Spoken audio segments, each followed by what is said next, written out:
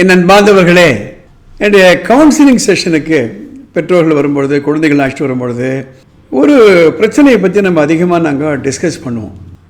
எதனால் சில குழந்தைகள் நன்றாக படிக்கிறாங்க, எதனால் சில குழந்தைகள் கஷ்டப்படுறாங்க, எதனால் சில குழந்தைகள் படிக்காமல் வீணாயிடுறாங்க. இது ஒரு பசிலாகவே இருக்கிறது, ஒரு புதிராகவே இருக்கிறது. நான் கொஞ்சம் ஆராய்ச்சி பண்ணி பார்த்தேன். எஸ்பெஷலி 9th 10th +1 +2 இந்த கடைசி 4 ஆண்டுகள் இருக்குல்ல, அது ரொம்ப முக்கியமான 4 ஆண்டுகள் இந்த குழந்தைகளுடைய வாழ்க்கையில். கடவுள் புண்ணியத்தில் நம்ம குழந்தைகள்லாம் 100 ஆண்டுகள் நோய் நொடி இல்லாமல் நன்றாக இருக்கணும். அப்போது இந்த 1ஆம் கிளாஸில் ஆரம்பித்து 12th வரையில் இருக்கக்கூடிய இந்த 20 ஆண்டுகள் அல்லது 15 ஆண்டுகள் தான் மிக மிக முக்கியமான ஒரு பிராயம். அதுலேயும் 9th 10th +1 +2 நான் என்ன பார்க்குறேன் அப்படின்னா, ஓரளவுக்கு ஒரு ஆம்பிஷனே இல்லாமல், ஒரு பொறுப்பே இல்லாமல், நேரத்தை வேஸ்ட் ஆகிட்டு ஸ்ட்ரகிள் பண்ணுறாங்க பாருங்கள். அவங்கள்ட்ட என்னென்னலாம் இல்லைன்னு நான் ஒரு ஆராய்ச்சி பண்ணேன். First of all, sense of purpose இல்லை. பர்பஸ்னால் எதுக்கு நம்ம பள்ளிக்கூடம் போகிறோம், எதுக்கு நம்ம டியூஷனுக்கு போகிறோம், கிளாஸில் அட்டென்டிவாக இருக்கணும்னு சொல்கிறாங்க. என்னையா பர்பஸ்ஸு? நீட்டுக்கு எழுதணும், நீட் எக்ஸாம் எழுதணும்னு சொல்கிறாங்களே, பர்பஸ் என்ன? கஷ்டப்பட்டு பணம் சம்பாதிச்சு நம்ம பள்ளிக்கூடங்களை அனுப்புகிறாங்களே, அது என்ன பர்பஸ்ஸு? அது பல மாணவர்களுக்கு அந்த பர்பஸ் தெரிவது கிடையாது. இரண்டாவது, குறிக்கோள் சொல்லுவாங்க, கோல் என்று சொல்வார்கள். எதை நோக்கி நான் பயணம் பண்ணிக்கிட்டு இருக்கேன், அடுத்த 10 ஆண்டுகளில் நான் என்னவாக விரும்புகிறேன், அந்த 10 ஆண்டுகளில் 5 ஆண்டுகள், அடுத்த 5 ஆண்டுகளில் நான் என்ன சாதிக்க வேணும், அந்த 5 ஆண்டுகளில் அடுத்த 6 மாதத்துக்கு என்னுடைய இலக்கு என்ன, அந்த 6 மாதத்தில் இதுதான் நான் அடையணும்னா அடுத்த 1 மாதம் என்ன செய்யணும், இதுதான் கோல் செட்டிங். அப்போ நான் இன்னைக்கு என்ன செய்யணும்? ஸோ 10 ஆண்டுகள் கோலு, 5 ஆண்டுகள் கோலு, 6 மாதங்கள் கோலு, 1 மாதம் கோலு, அடுத்த வாரம் என்ன செய்யப்போனா அப்போ இன்னைக்கு என்ன செய்யணும். இது கண்டினியூஷன் இல்லை பல குழந்தைகளுக்கு. மூன்றாவது, ஃபோக்கஸ்ன்னு சொல்லுவாங்க, அட்டென்ஷன், கவனம். ஃபோக்கஸ் இல்லை. நம்மளாம் ஸ்கூலில் படிக்கச்சு ஒரு சயின்ஸ் எக்ஸ்பெரிமெண்ட் பண்ணி கொடுப்பாங்க. ஒரு லென்ஸ் எடுத்து சூரிய ஒளிக்கு முன்னால் வச்சு இந்த பக்கம் பஞ்சை வச்சு ஃபோக்கஸ் பண்ண பஞ்சு பற்றிக்கிட்டு எரியும். அந்த சூரிய ஒளி, லென்ஸு, இந்த பஞ்சு, இது 3ம் இருக்கணும், ஃபோக்கஸ் பண்ணணும். அந்த சூரிய ஒளியை போல தான் நம்ம அட்டென்ஷன்லாம், கவனம் எல்லாம்.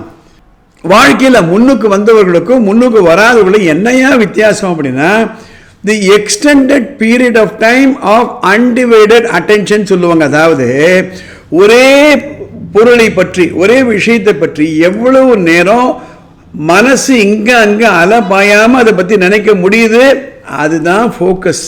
இப்போ வகுப்பில் 40 நிமிஷம் இருக்குது, அது 5 நிமிஷம் முதல்ல விட்டுங்க, கடைசி 5 நிமிஷம் விட்டுருங்க, மீதி 30 நிமிஷம் அந்த வாத்தியார் சொல்லிக் கொடுத்த முழுமையாக அவங்க கவனிக்கிறாரா?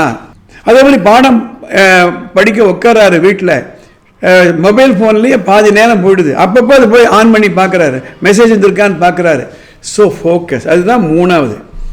4வது என்ன இல்லை இந்த குழந்தைகளுக்கு என்ன இல்லைன்னா, டைம் மேனேஜ்மெண்ட் இல்லை, நேர நிர்வாகம்னு சொல்லுவாங்க. எந்த நேரத்தில் எது செய்யணும், எதை எவ்வளோ நேரம் செய்யணும், எப்போ செய்யணும், எப்படி செய்யணும், அந்த நேர நிர்வாகம் இல்லை. காலையில் 7 மணி 7:30 மணிக்கு எழுந்திருக்க வேண்டியது, அவசரமாக பள்ளிக்கூடத்துக்கு ஓட வேண்டியது.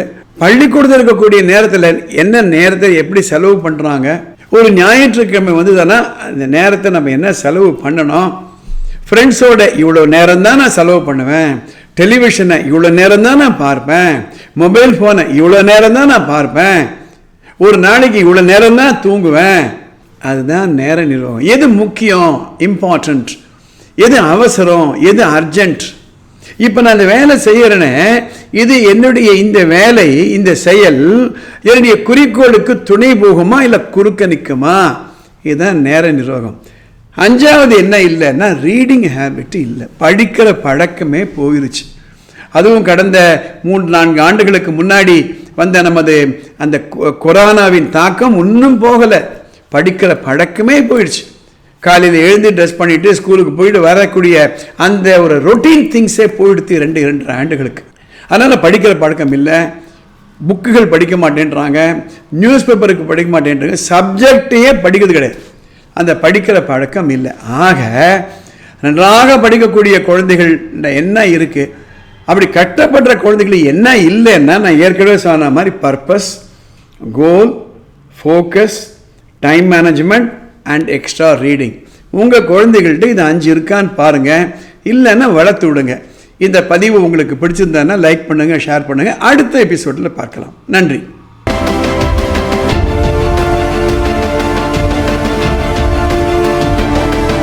Vishwaksena. It is not just an institution, it is an experience.